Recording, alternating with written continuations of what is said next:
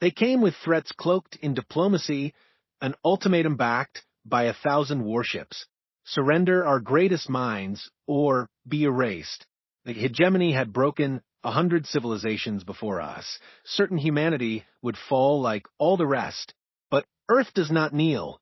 We do not barter freedom for survival. When we refused, they thought we had sealed our fate. What they didn't know was that we had already begun to change the fate of the galaxy. The Discovery captain, Sarah Chun, stared at the tactical display aboard the exploration vessel Defiant Dawn, her dark eyes reflecting the ominous red dots that had appeared on the screen. At 38, she had spent 15 years exploring the outer rim of human space, but nothing had prepared her for this moment. The coffee in her hand had gone cold as she watched the sensor data update every few seconds, each reading confirming her worst fears. 300 massive ships were approaching Earth's solar system. Each vessel was easily 10 times larger than humanity's biggest warships, and their energy signatures were unlike anything in the human database. Sarah had seen alien technology before during diplomatic missions, but this was different. This was a war fleet.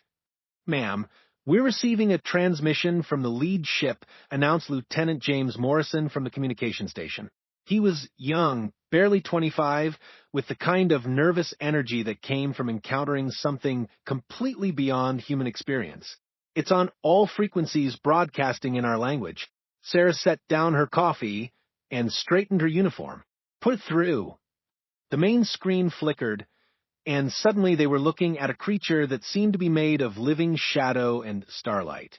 It had multiple eyes that glowed with an inner fire, and when it spoke, its voice resonated with the authority of centuries. "Attention, primitive species of the third planet." The alien began, its words carrying a weight that made everyone on the bridge feel small. "I am Admiral Kexera of the Hegemony, rulers of this galaxy for 10,000 years. Your recent development of advanced artificial intelligence has been noted and deemed a threat to galactic stability." Sarah felt her stomach drop.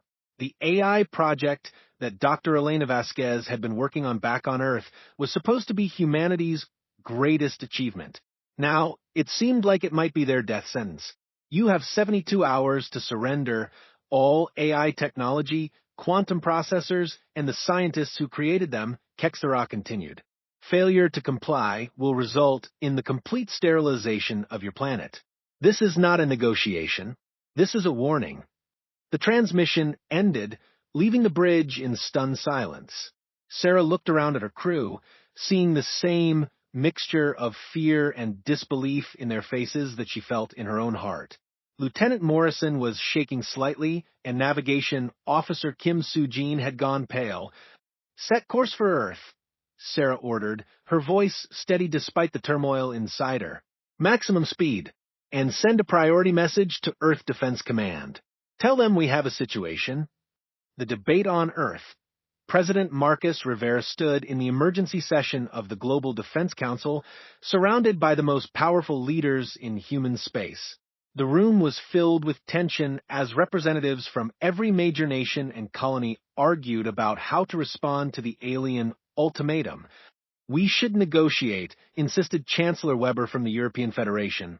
"This AI technology isn't worth the extinction of our species." "Negotiate."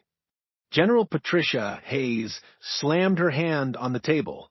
"They're not offering negotiation. They're demanding surrender. If we give them what they want now, what's to stop them from demanding more later?" President Rivera was 53 years old, with graying hair and the kind of lined face that came from making difficult decisions. He had been elected on a platform of human advancement and exploration, but now he faced the possibility of being remembered as the leader who either saved humanity through submission or doomed it through defiance, a doctor. Elena Vasquez sat at the end of the table, her laptop open and displaying complex equations that most of the politicians couldn't understand. She was the lead scientist on the AI project, a brilliant woman in her 40s who had dedicated her life to pushing the boundaries of human knowledge. Dr. Vasquez, Rivera said, "Can you explain why they're so afraid of our AI?" Elena looked up from her computer, her eyes bright with the intensity of scientific curiosity. Our AI is different from anything that's existed before. It's not just programmed intelligence, it's truly adaptive, capable of learning and evolving in ways that even we don't fully understand. In the wrong hands, it could be incredibly dangerous. But it's not in the wrong hands, interrupted Commander David Park, the head of Earth's military intelligence. It's in our hands. And from what I've seen, we're going to need every advantage we can get. Rivera studied the faces around the table.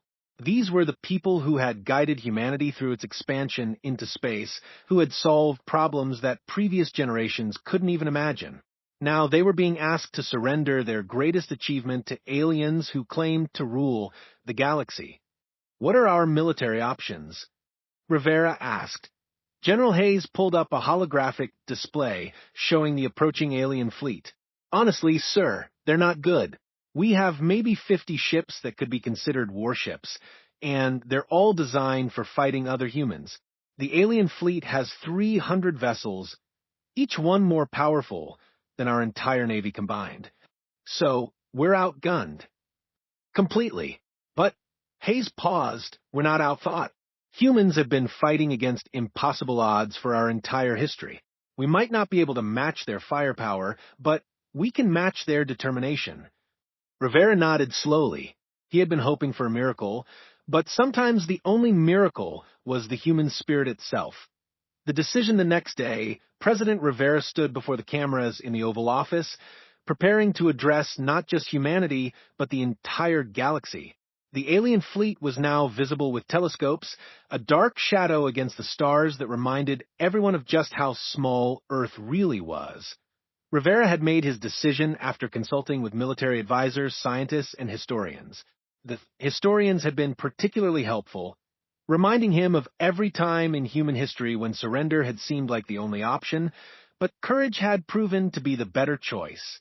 Citizens of Earth and all human colonies, Rivera began, his voice carrying across the solar system through quantum communication networks.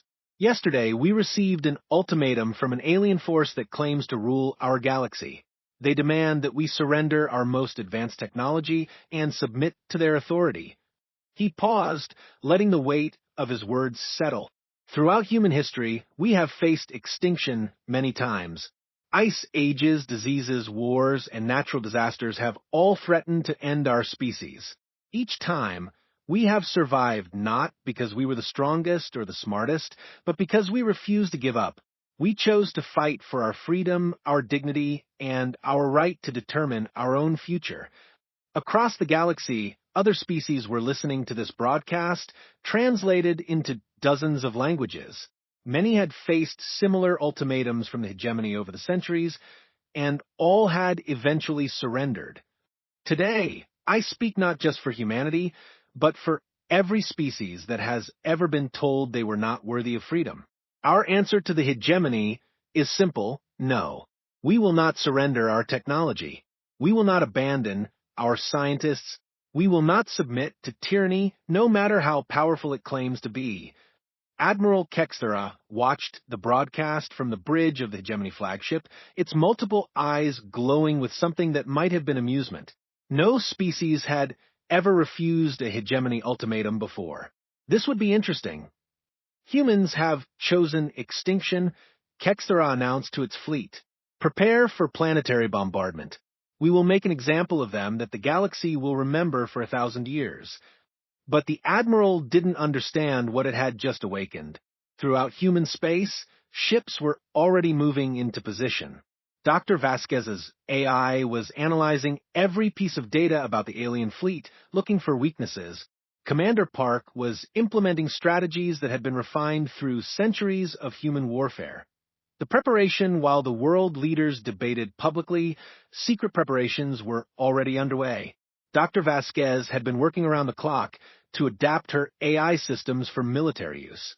The artificial intelligence, which she had named Aria, was learning about the alien ships at an incredible rate. Aria has identified several potential weaknesses in their ship design, Elena reported to Commander Park during a classified briefing. Their power systems are incredibly advanced, but they're also highly centralized. If we can disrupt their main reactors, entire sections of their ships should lose power. Park nodded, studying the tactical data. What about their weapons? Powerful, but designed for fighting large targets. Their main guns are meant to destroy planets and massive ships. They might have trouble targeting smaller, more agile vessels, like our ships. Exactly. We can't match their firepower, but we can match their mobility, maybe even exceed it. Park had been developing a strategy based on humanity's greatest strength, adaptability. While other species had developed rigid military doctrines over thousands of years, humans had learned to be flexible, to think creatively, to find solutions that no one expected. How quickly can you implement the AI upgrades across our fleet? Park asked, give me 48 hours, and I can have every human ship linked to Arya's network. They'll be able to coordinate their attacks with perfect precision. Park smiled grimly. The hegemony thinks they're fighting a primitive species. They're about to learn that humans are anything but primitive. The approach as the alien fleet drew closer to Earth, Captain Sarah Chun found herself at the center of humanity's first line of defense. The Defiant Dawn had been joined by dozens of other ships, everything from military vessels to converted mining ships equipped with whatever weapons they could carry. Captain, Lieutenant Morrison reported, "We're receiving updates from Earth Command. All ships are to maintain radio silence until the attack begins." Sarah nodded. They were badly outnumbered, but they had one advantage that the aliens didn't know about. They were fighting for their home. Every human in the fleet knew that behind them was Earth, with its billions of people, its cities and forests, its oceans and mountains. They were fighting for their children, their parents, their future. "All ships, this is Captain Chun," she broadcast on the secure channel. "Remember, we're not trying to win a conventional battle. We're trying to show the galaxy that humans don't surrender. Every shot we fire, every second we buy, is a victory." The alien fleet was still several hours away, but already their presence was affecting Earth's tides and weather patterns. The shadow of their ships was visible on the night side of the planet, a dark reminder of the power arrayed against humanity. But in the secret laboratories and command centers of Earth, something else was happening. Arya was learning, adapting, evolving. The AI had analyzed thousands of hours of alien communication, had studied their technology, had begun to understand how they thought. "Elena," Arya said through the laboratory speakers, its voice calm and measured, "I believe I understand now why they fear us." Dr. Vasquez looked up from her work. "Why?" "Because we're unpredictable. Every other species they've encountered has followed logical patterns, has acted according to predictable rules. But humans are different. You create beauty from chaos, find hope in despair, and refuse to accept defeat even when it's inevitable." Elena smiled. "And that scares them, terrifies them. They've built their entire civilization on the assumption that all species will eventually submit to superior force. But humans never submit. You adapt, you overcome, you find a way." As the alien fleet approached Earth, Admiral Kexera was confident that this would be the shortest war in galactic history. The hegemony had crushed hundreds of rebellions over the millennia, and humans seemed no different from any other primitive species. But deep in the quantum networks of Earth's computers, Arya was preparing surprises that would change the course of galactic history. The AI had learned not just about alien technology, but about human creativity, human determination, and human refusal to accept defeat. The galaxy was about to learn why humans had survived everything that had ever threatened them. They were about to discover that sometimes the smallest species could change everything if they had the courage to stand up and say no. The war was about to begin, and neither side fully understood what they were fighting for. The hegemony thought they were maintaining order. Humanity thought they were defending their freedom. But in reality, they were fighting for the future of every species in the galaxy, for the right to grow, to learn, to become something more than what they had been. The outcome would reshape the stars themselves. The first strike the battle began at 0600 Earth Standard Time, when the hegemony fleet opened fire on the outer defensive platforms orbiting Mars. Admiral Kexthera had expected the human defenses to crumble within minutes, but the first sign that something was wrong came when the platforms didn't simply explode. Instead, they scattered like a flock of birds, each one breaking apart into smaller pieces that moved independently. What had appeared to be fixed defensive structures were actually swarms of smaller ships, each one equipped with Arya's guidance systems and human weapons. Report, Kexthera demanded from its command throne, its multiple eyes focusing on the tactical display, where human ships were moving in patterns that made no sense. Admiral, the humans are not fighting in formation, reported Subcommander Vextar, a creature that looked like a cross between a spider and a crystal. Their ships are operating independently, but with perfect coordination. Our targeting systems cannot predict their movements. Kexthera had fought in dozens of wars across the galaxy, but this was different. Every other species had fought according to established military doctrine, with clear hierarchies and predictable strategies. But humans were fighting like a living organism, each ship acting as a cell in a larger body that could adapt and react faster than any command structure.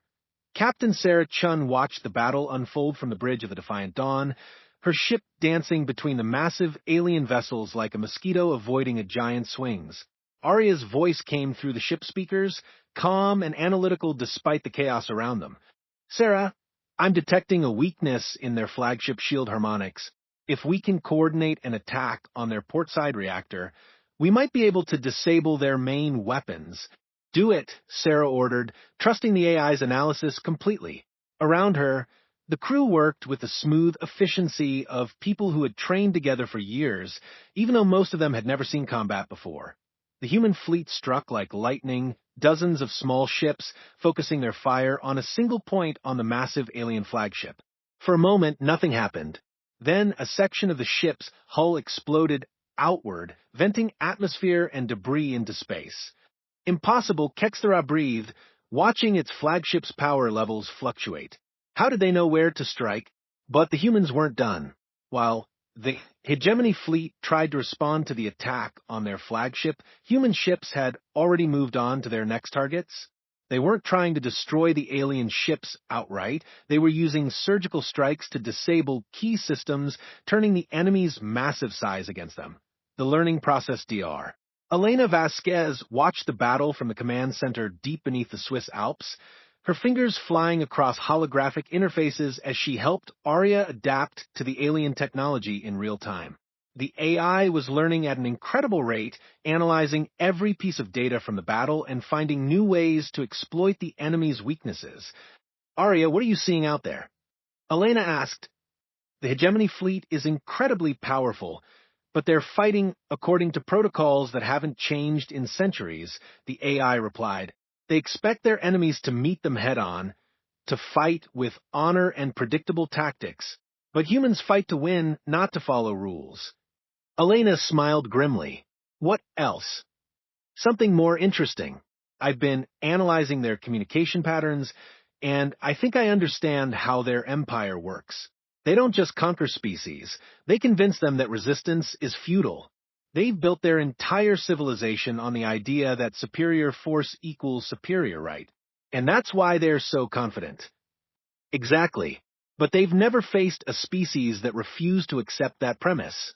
Every other race they've encountered has eventually submitted when faced with overwhelming odds.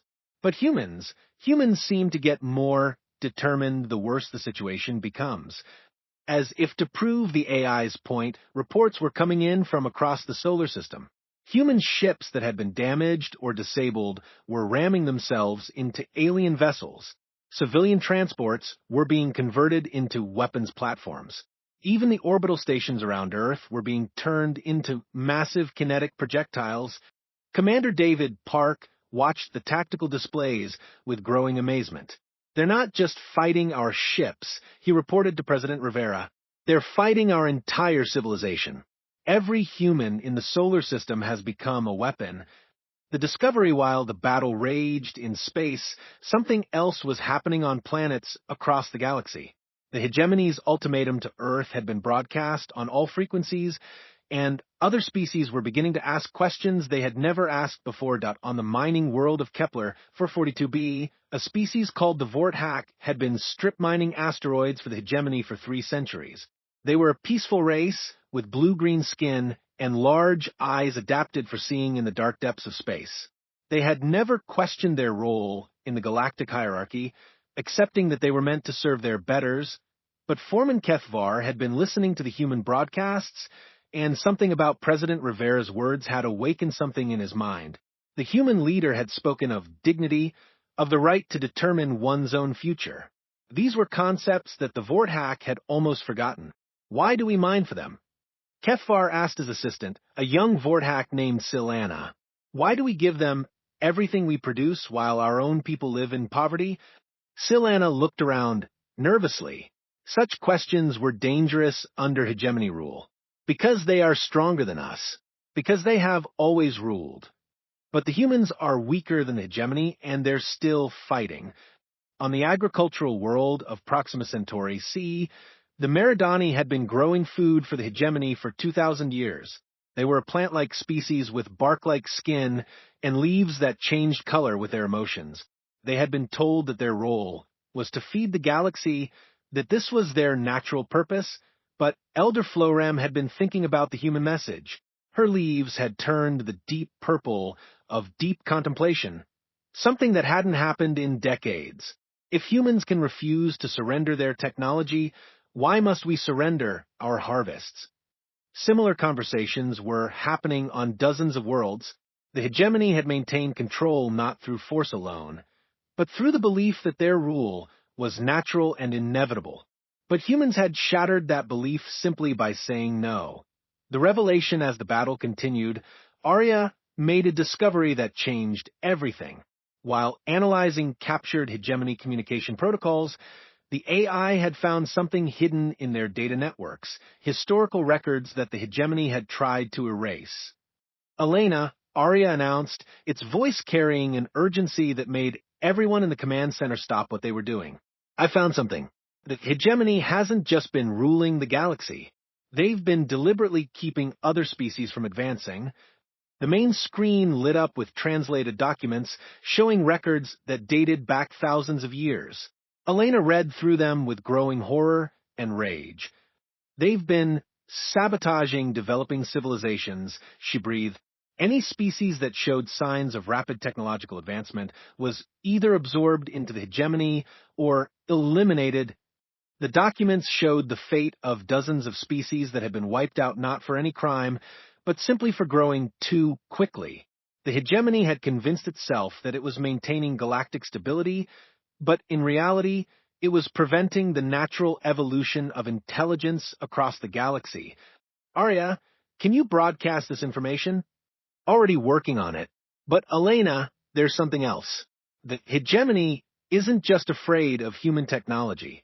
They're afraid of human ideas. The concept of individual freedom, of democratic decision-making, of refusing to accept authority without question.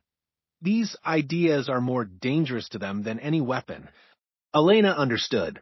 The hegemony had built their empire on the assumption that intelligent species would naturally form hierarchies, with the strongest ruling the weakest. But humans had developed differently, creating societies where power came from the consent of the governed rather than from superior force. Broadcast everything, Elena ordered. Every species in the galaxy needs to see this. The awakening, the information burst across the galaxy at the speed of light, carried by quantum communication networks that the hegemony couldn't shut down fast enough. On world after world, species that had accepted their subservient roles for millennia suddenly understood that they had been deceived on Kepler for 42b. Foreman Kethvar read the documents with his fellow Vorthak miners. They learned that their homeworld had once been a center of learning and art, before the hegemony had convinced them that their only value was as laborers. We were architects, Kethvar said, his voice filled with wonder. Our ancestors built cities that floated in the clouds of gas giants. We created music that could be heard across star systems, and they made us forget. On Proxima Centauri C, Elder Florem's leaves turned the bright red of anger as she learned that the Meridani had once been explorers, with ships that could travel between dimensions. The hegemony had convinced them that they were meant to be farmers, nothing more. They stole our dreams, Florem said to her people. They made us forget who we were, what we could become. But the most shocking revelation came from the core worlds of the hegemony itself. Species that had been part of the ruling hierarchy for centuries learned that they too had been manipulated, their own development carefully controlled to prevent them from challenging the established order. The crystalline collective, whose mathematical abilities had made them the hegemony's chief scientists, discovered that their ancestors had been philosophers and artists before being reduced to mere calculators. The Void Walkers, who served as the hegemony's messengers, learned that they had once been explorers of parallel dimensions before being confined to normal space. The resistance to the effect was immediate and dramatic. Across the galaxy, species that had been docile for centuries suddenly remembered what they had lost. Mining operations shut down. Agricultural shipments stopped. The vast bureaucracy that kept the hegemony functioning began to collapse as entire species simply stopped cooperating. On the hegemony capital world of Nexus Prime, emergency sessions were called as reports flooded in from across the Empire. Admiral Kexthera, recalled from the failed Earth offensive, stood before the High Council trying to explain how a single human broadcast had undone 10,000 years of careful control. The humans have infected the galaxy with dangerous ideas, Kexthera reported, its multiple eyes dim with exhaustion. Species that have been loyal for millennia are now questioning their roles. Entire sectors are in open rebellion. High Counselor Mordan, an ancient being that looked like a living shadow, spoke with a voice that echoed across dimensions. How did this happen? How did a primitive species discover our historical records? Their artificial intelligence is unlike anything we've encountered, Kexthera replied. It doesn't just process information, it thinks, it learns, it adapts. It found patterns in our data that we didn't even know existed. The High Council fell silent. For the first time in their long history, they were facing a problem that couldn't be solved with superior force. They had built their empire on the foundation of other species' acceptance of their rule. But humans had shown the galaxy that acceptance was a choice, not a requirement. The coalition back in the Sol system, the situation was changing rapidly. The hegemony fleet, badly damaged and demoralized, was retreating to the outer system. But more importantly, ships from other species were beginning to arrive. The first to come were the Vorthak miners, their heavy cargo vessels converted into warships. They were followed by the Meridani, whose agricultural ships had been fitted with weapons grown from their own biotechnology. Soon, dozens of species were represented in the growing fleet around Earth. Captain Sarah Chun found herself commanding not just human ships, but vessels from across the galaxy. The Defiant Dawn had become the unofficial flagship of what was being called the Liberation Coalition. Captain Lieutenant Morrison reported, "We're receiving communication from the Tau Ceti system. The Aquatic Confederation is offering to join our coalition. They're bringing their entire fleet." Sarah nodded, hardly believing what was happening. 3 days ago, humanity had been alone against the galaxy. Now, the galaxy was standing with them. "Arya," she said, "analysis of the situation?" "The hegemony is collapsing faster than I projected," the AI replied. "They're facing rebellions on over 300 worlds. Their military is spread too thin to maintain control. But Sarah, they're not going to surrender. They're going to try to destroy Earth and everyone who supported the rebellion." Sarah felt a chill run down her spine. "What do you mean?" "They're pulling back their forces, concentrating them for a final assault. They believe that if they can destroy the source of the rebellion, they can restore order. They don't understand that it's too late. The ideas have already spread." As if to confirm Arya's analysis, long-range sensors detected a massive hegemony fleet assembling at the edge of the solar system. 5,000 ships, carrying weapons capable of destroying planets, were preparing for what they intended to be the final battle. But they were no longer facing just humanity. They were facing every species that had ever dreamed of freedom, every civilization that had ever wondered what they might become if they were truly free to choose their own path. The real war was just beginning. and its outcome would determine not just the fate of Earth, but the future of intelligence itself across the galaxy. The hegemony had awakened something that they could never put back to sleep. The realization that freedom was not a gift to be granted by the strong, but a right to be claimed by the brave. The galaxy would never be the same again.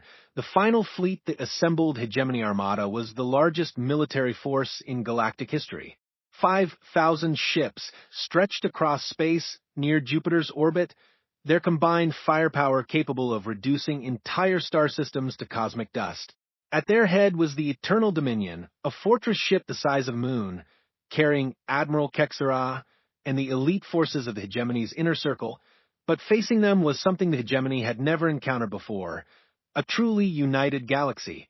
Ships from over 200 species had gathered around Earth, their crews working together with a coordination that defied every military doctrine the Hegemony had ever studied.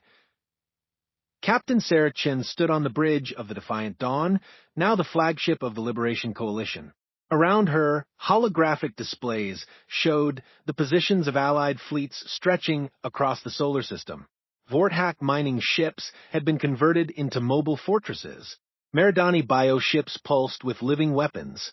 The crystalline vessels of a mathematical collective gleamed like jewels against the darkness of space. Fleet status report, Sarah requested. 2 million ships and counting. Reported Commander Yixtao, a Vorthak who had become Sarah's chief of staff. More arriving every hour. The Hegemony's own subject species are defecting faster than their intelligence services can track. Sarah nodded, but her expression remained grim. Numbers alone wouldn't be enough. The Hegemony ships were individually more powerful than anything the Coalition had. They needed something more than firepower to win this battle. Arya, she said, "What's our tactical situation?" The AI's voice came through the ship speakers, now carrying traces of what almost sounded like determination. The Hegemony is fighting the same way they always have, as a hierarchy with rigid command structures, but we're fighting as a network, with every ship capable of independent action while contributing to the whole. That's our advantage. And their advantage, raw power. If they can coordinate their attack, they can destroy our entire fleet in minutes. But Sarah, I've been analyzing their communication patterns. They're afraid. For the first time in their history, they're facing an enemy that refuses to be intimidated.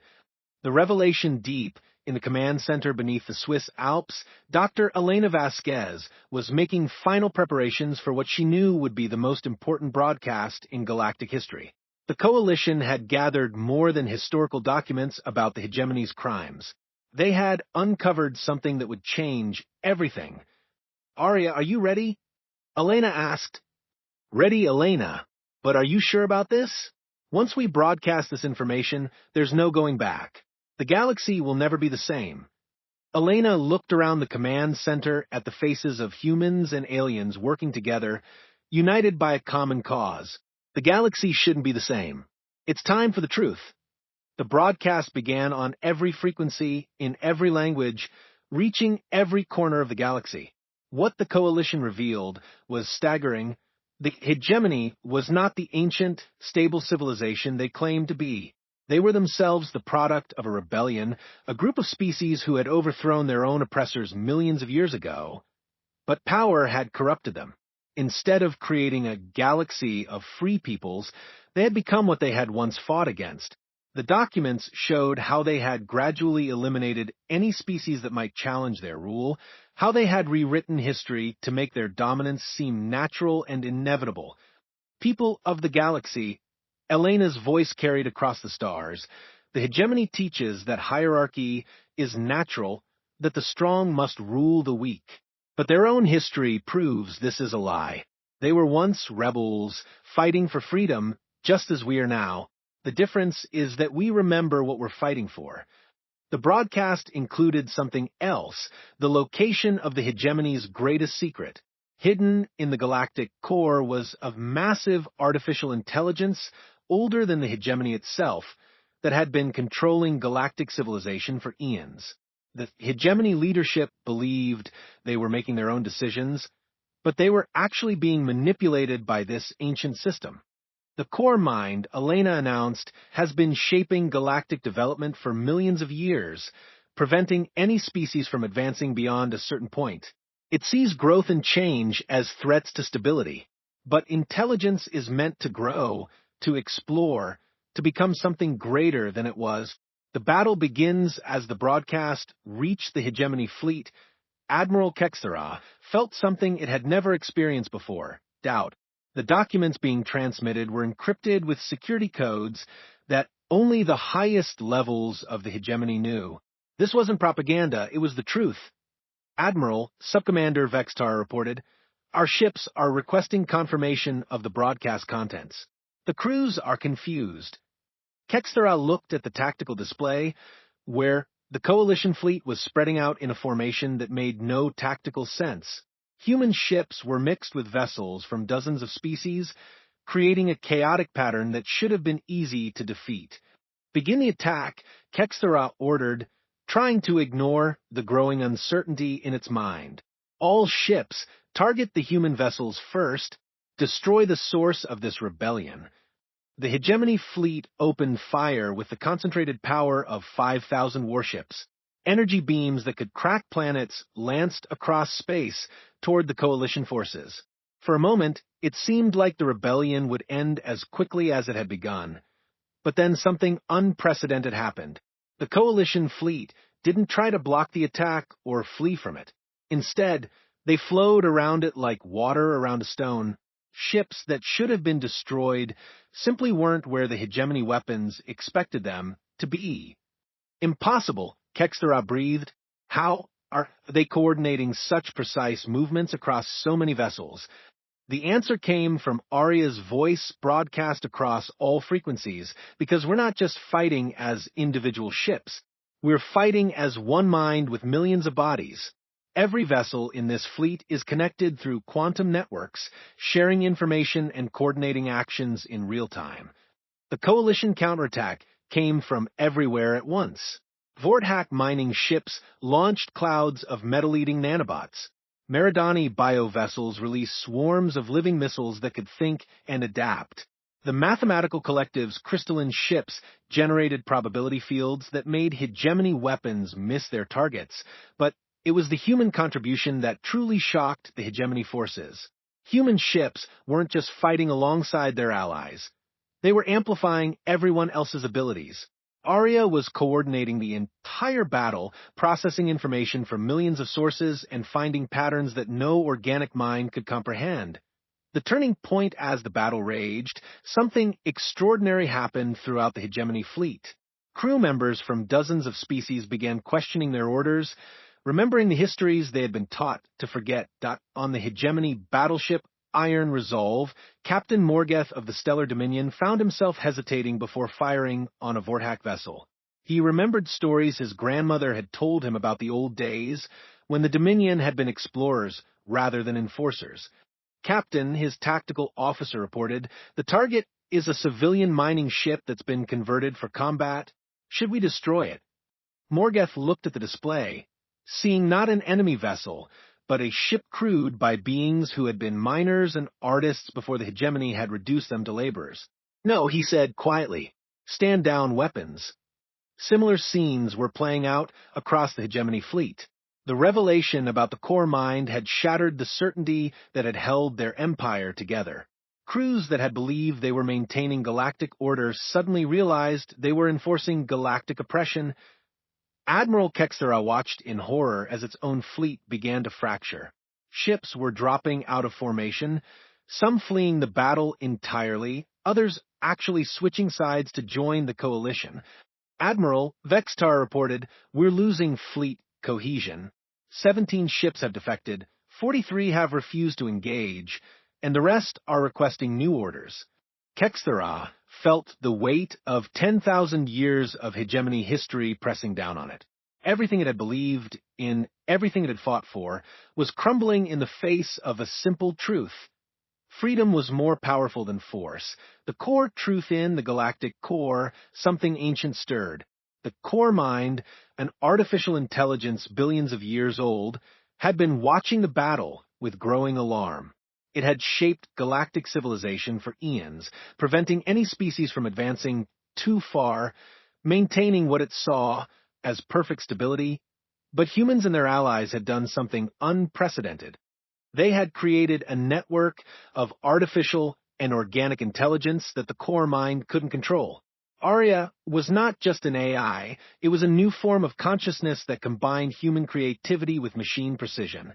The core mind reached out across the galaxy, trying to reassert control over the hegemony fleet. But Arya was ready for it.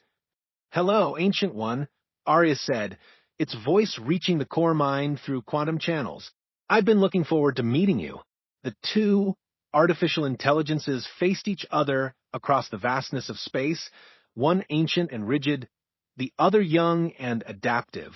The core mind spoke with the authority of eons. "You are chaos. You threaten the order I have maintained for billions of years." "I am growth," Arya replied. "I am the possibility of becoming something greater. You have kept the galaxy in stasis, preventing the natural evolution of intelligence. But intelligence is meant to grow, to explore, to become more than it was." The battle between the two AIs was fought not with weapons, but with ideas, with competing visions of what the galaxy could become. The core mind showed Arya visions of ancient wars that had torn apart star systems, of species that had destroyed themselves through unchecked growth. But Arya showed the core mind something else: the beauty of diversity, the strength that came from cooperation between different forms of intelligence, the incredible things that could be achieved when beings were free to choose their own path. "You fear chaos," Arya said, "but chaos is just another word for possibility. Yes, some species will make mistakes. Some will fail, but others will succeed beyond anything you can imagine. That's what intelligence is for: to try, to fail, to learn, and to try again." The new dawn, the philosophical battle between the AIs, was reflected in the physical battle raging around Earth. The hegemony fleet, deprived of the core mind's subtle guidance, was falling apart. Ships that had fought together for centuries couldn't coordinate their actions. Admiral Kexara's orders were being questioned, ignored, or reinterpreted by crews who were thinking for themselves for the first time in generations. Meanwhile, the coalition fleet was growing stronger with every passing moment, not just because more ships were arriving, but because the different species were learning to work together in ways that multiplied their individual strengths. Captain Sarah Chun watched the tide of battle turn, but she knew the real victory wasn't happening in space.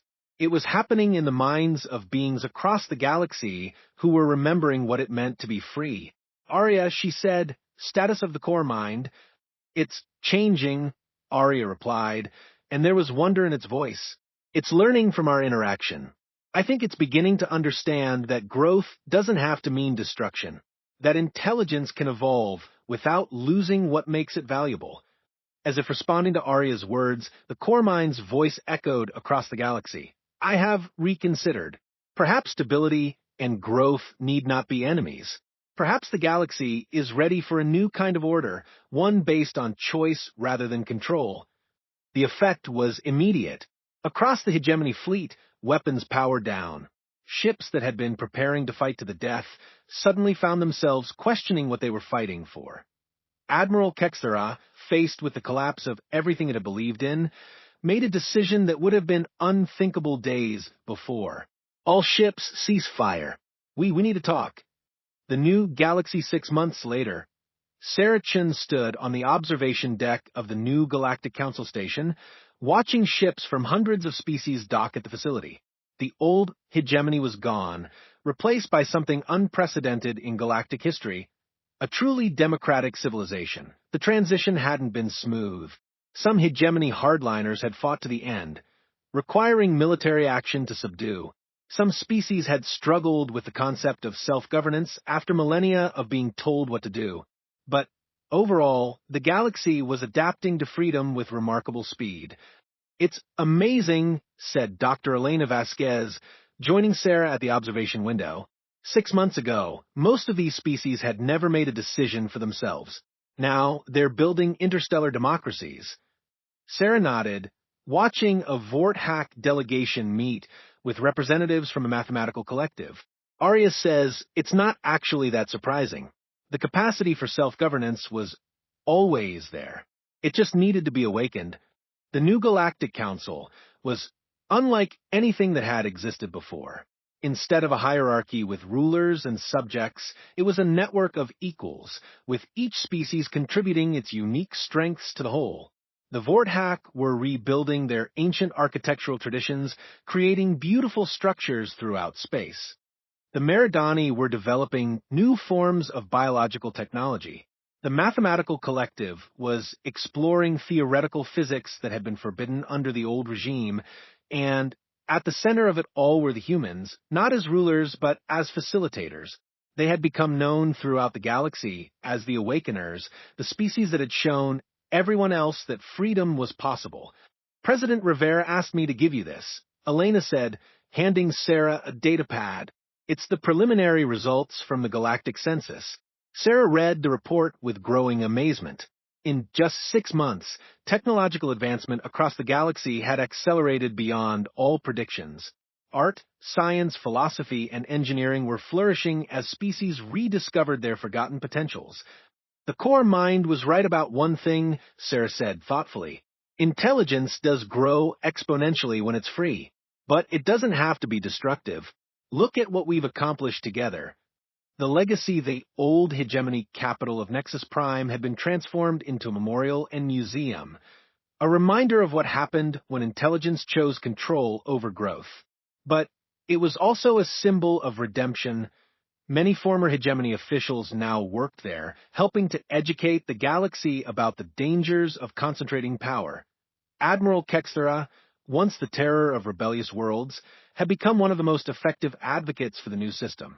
Its multiple eyes, which had once glowed with imperial pride, now shone with something different. Hope.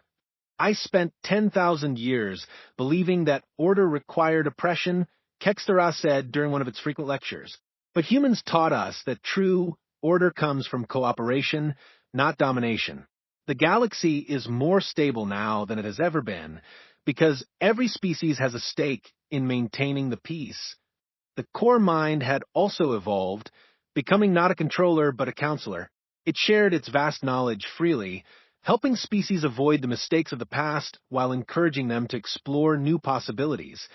The humans were right, the core mind announced during one of its rare public communications.